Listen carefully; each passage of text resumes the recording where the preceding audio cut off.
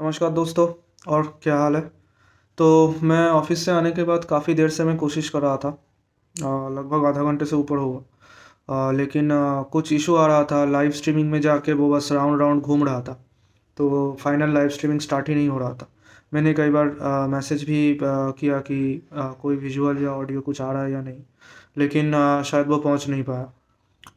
तो जो भी हो, आज शायद ठीक ठाक काम नहीं कर रहा है या मेरे इंटरनेट में कोई प्रॉब्लम हो सकता है। तो मैंने डिसाइड किया है कि सेम टॉपिक में मैं वीडियो बना देता हूँ आज। तो चलिए गाइज, शुरू करते हैं फिर। कट ऑफ के जिनके आपने मैंने पहले वीडियो फॉलो किया होगा उनको पता होगा कि मैंने बोला था 10 से 15 कट ऑफ से ज़्यादा जिनका है उनका थोड़ा सेफ मार्क्स रहता है। तो 10 के अंदर जिनका मार्क्स है कट ऑफ से जस्ट 4-5 ज़्यादा या 6 ज़्यादा, या जिनका सिलेक्शन नहीं हो पाया क्योंकि उनका कट ऑफ से बस 1-2 मार्क्स के लिए या 3-4 मार्क्स के लिए कट ऑफ छूट गया, तो उनका भी बात मैं करूँगा। तो फर्स्ट मैं बात करता हूँ जिनका कट ऑफ से 5 to 10 मार्क्स ज़्यादा है, बस 10 से ज़्यादा नहीं है, लेकिन कट ऑफ से 10 के अंदर जिनका मार्क्स है। तो दोस्तों, let's get real and practical. आपका जो मार्क्स है वो एकदम थ्रेशोल्ड में है, ठीक है, रिस्क जोन है वो। तो उसमें कभी भी जो भूकंप आ सकता है, क्योंकि कट ऑफ देखिए इतना सारा लिस्ट निकलता है ना, तो उसमें धीरे धीरे करके बढ़ता ही रहता है।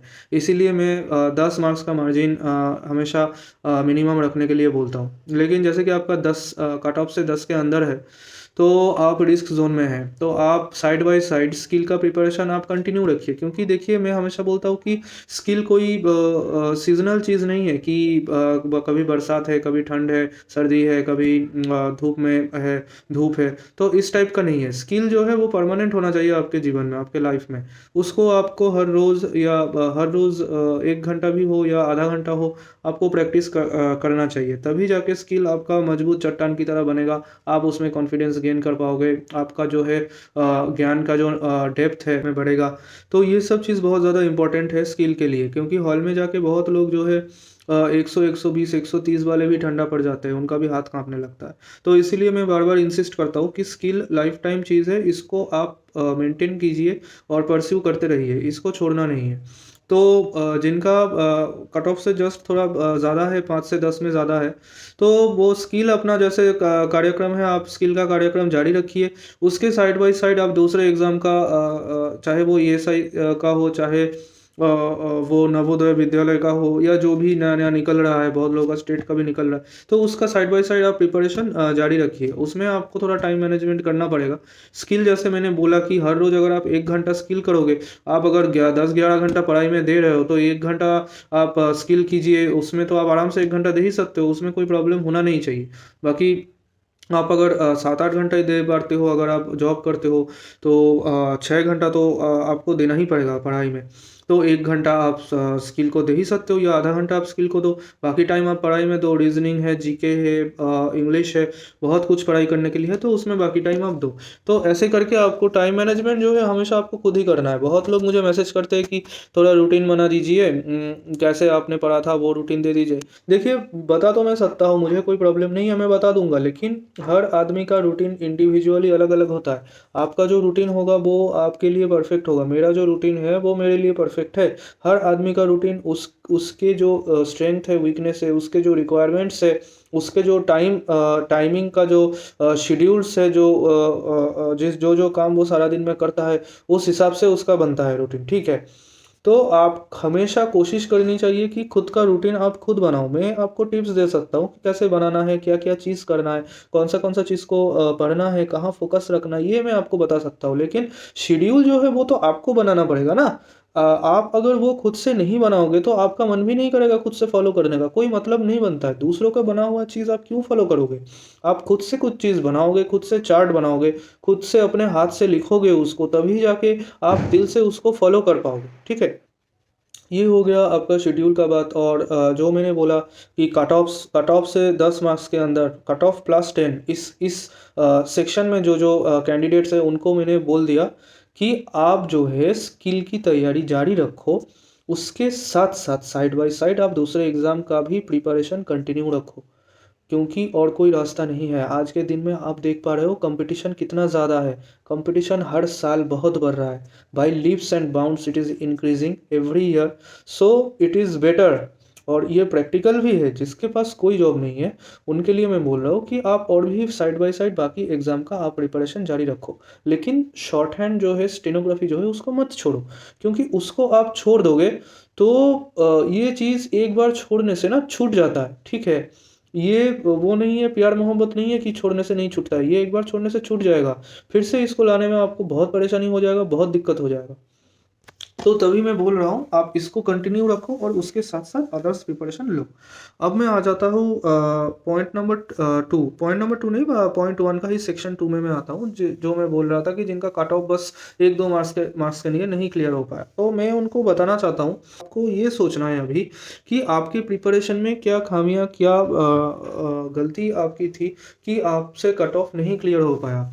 क्योंकि देखिए, अगर आप 100 मार्क्स का अगर आप एग्ज़ाम दे रहे हो, अगर कट ऑफ आपका चलिए सपोज 50 जाता है, तो आप वो भी नहीं स्कोर कर पा रहे हो, मतलब आपका प्रिपरेशन बहुत ख़राब है। आप 50% मार्क्स भी नहीं ला पा रहे हो, ठीक है। मैं आपको नॉर्मल तरीके से बता रहा हूँ। अगर आप सपोज 200 मार्क्स का आप एग्ज़ाम दे रहे हो, उसमें आप 120-130 नहीं ला पा रहे हो, तो आप कैसे बता सकते हो कि आपकी तैयारी अच्छी है। तैयारी अच्छी किसको बोलते हैं? जब बहुत लोग बोलते हैं कि मेरा तैयारी तो अच्छा था लेकिन लक ने साथ नहीं दिया तो कट ऑफ मेरा क्लियर नहीं हो पाया, बस कट ऑफ 2-3 मार्क्स के लिए नहीं क्लियर हो पाया। 2-3 मार्क्स को आप मत सोचो कि कट ऑफ अब बस क्लियर होने से हो जाता। कट ऑफ क्लियर होने से नौकरी नहीं मिलती है भाई, ये सच्चाई है, इस चीज़ को समझो। बस cut off, just clearing cut off is not enough. आपको कट ऑफ से ऊपर 10-15 जितना हो सके उतना ऊपर मार्क्स लाना है। आप अगर अच्छे से प्रिपरेशन कर रहे हो, अच्छे से पढ़ाई कर रहे हो, तो कट ऑफ से 1-2 मार्क्स के नीचे आपका कैसे चला जाता है? 3-4 मार्क्स के लिए आपका कट ऑफ कैसे मिस होता है? वो अच्छा तैयारी थोड़ी है। आप लक को दोष दे रहे हो। खुद का आप देखो, आपके उसमें प्रिपरेशन में क्या-क्या गलती थी, क्या-क्या दिक्कतें आई थी, जिसकी वजह से आपका नहीं हो पाया। उसको आप फिर से रिव्यू करो, उसको आप एनालाइज़ करो और अपने पढ़ाई में आप रीफ़ोकस करो। अच्छे से फ़ोकस करो और ध्यान देके सही तरीके से आप पढ़ो। जो-जो पॉइंट्स आप मिस कर रहे थे, छोड़ रहे थे, उसको पढ़ो। कहीं ऐसा तो नहीं कि आप कुछ ही टॉपिक्स जो आपको पसंद है उसी को पढ़ रहे हो, बाकी को आप छोड़ रहे हो। जो आपका ऑलरेडी स्ट्रेंथ है सिर्फ़ उसी को आप देख रहे हो, वीकनेस को आप अवॉइड कर रहे हो, इग्नोर कर रहे हो। ये मत करो। आपका अगर वीक पॉइंट्स जो है उसको अच्छे से देखो, अच्छे से पढ़ो। सही तैयारी तभी होती है जब आप अपने वीक पॉइंट्स को ज़्यादा अटेंशन देते हो और अपने स्ट्रेंथ जो है उसको भी बराबर अटेंशन देते हो। उसको बोलते हैं सही तैयारी। ये सही तैयारी ही आपको करनी है और यही आपको सफलता की राह में लेके जाएगा। अभी मैं नेक्स्ट पार्ट 2 में मैं आता हूँ, जहाँ मैंने बोला है कि जो फेल्योर जिनको हुआ है, जिनका फेल्योर हुआ है या जो एग्ज़ाम क्लियर नहीं कर पाए, उनका अभी जो है मनोबल पूरा टूट गया है, ऐसा हो सकता है। बहुत लोग सोच रहे होंगे कि आई शुड क्विट। तो इससे पहले मैं आपको एक चीज़ बताना चाहता हूँ कि इतनी आसानी से आपको छोड़ना नहीं चाहिए। सरकारी नौकरी एक तपस्या जैसी होती है। इसको आपको लगातार करते रहना पड़ेगा, अध्ययन आपको जारी रखना पड़ेगा और आपको पूरा पूरा मोटिवेशन आपके अंदर से आना चाहिए, आपके घर से आना चाहिए, आपके माता-पिता से आना चाहिए, आपके आस-पास की जगह से आना चाहिए। हर वो आदमी जिससे आप बात करते हो, हर वो इंसान जिससे आप कभी न कहीं मिले हो, उनसे आपको उनकी अच्छाइयाँ देख के, उनके स्ट्रगल्स देख के वहाँ से आपको मोटिवेशन मिलना चाहिए। अगर नहीं मिल पा रहा है तो आप में कोई दिक्कत है। अपने आप को चेंज करना पड़ेगा। एक एग्ज़ाम, सरकारी नौकरी बस ये नहीं कि एग्ज़ाम निकाल लिया और नौकरी मिल गई और ज़िंदगी सब कुछ परफ़ेक्ट हो गया। नहीं, ऐसा नहीं होता है। आपको रियलिटी समझना पड़ेगा कि ज़िंदगी में चैलेंजेस आते ही रहेंगे। इवन आफ्टर मेरा एग्ज़ाम क्लियर हुआ था, मैं नौकरी में लगा था, तब भी मैंने बहुत स्ट्रगल किया दिल्ली में। तो स्ट्रगल का कोई ख़त्म नहीं होता है। आपका पढ़ाई, आपको आपकी जो नौकरी के लिए सिर्फ़ पढ़ाई ही ज़रूरी है, ये चीज़ नहीं है। पढ़ाई के साथ-साथ राइट अप्रोच, आपका राइट एटीट्यूड, आपका जो है जीवन दर्शन, जीवनाचर्या, ये भी बहुत ज़्यादा इम्पोर्टेंट है। आप अपने लाइफ़ को कैसे देख रहे हो, आपका पर्सपेक्टिव क्या है, आउटलुक क्या है, हमेशा नेगेटिव तरीके से हर चीज़ देखना, ये सब छोड़ना पड़ेगा। हमेशा हर चीज़ में स्ट्रेस लेना, दबाव महसूस करना, ये जैसे एक बीमारी है, एक खराब चीज़ है, वैसे ही ओवर कॉन्फिडेंट हो जाना, आपने मॉक दिया, अच्छे मार्क्स आए, आप उड़ने लगे, सबको बोलने लगे घर में कि मेरा तो हो ही जाएगा। इससे क्या होता है, आप एक आत्मसंतुष्टि में भोगते रहते हो। आपको लगता है कि मेरा तो सब कुछ तैयार हो ही गया है, ज़्यादा देखने से अभी ज़रूरत नहीं है ज़्यादा देखने का, तो अपने आप चीज़ें इग्नोर करने लगते हो। ये भी नहीं ठीक है। और वो भी नहीं ठीक है कि आप एग्ज़ाम का नाम सुनते ही काँपने लगते हो, आपका जो है हाथ में पसीना-पसीना हो जाता है, आप पूरा डर जाते हो। ये डर भी खराब चीज़ है, थोड़ा बहुत डर ठीक है कि एग्ज़ाम के लिए थोड़ा डर रहेगा तो आप पढ़ाई करोगे, लेकिन ज़्यादा डर जो है बना-बनाया चीज़ को बिगाड़ देता है।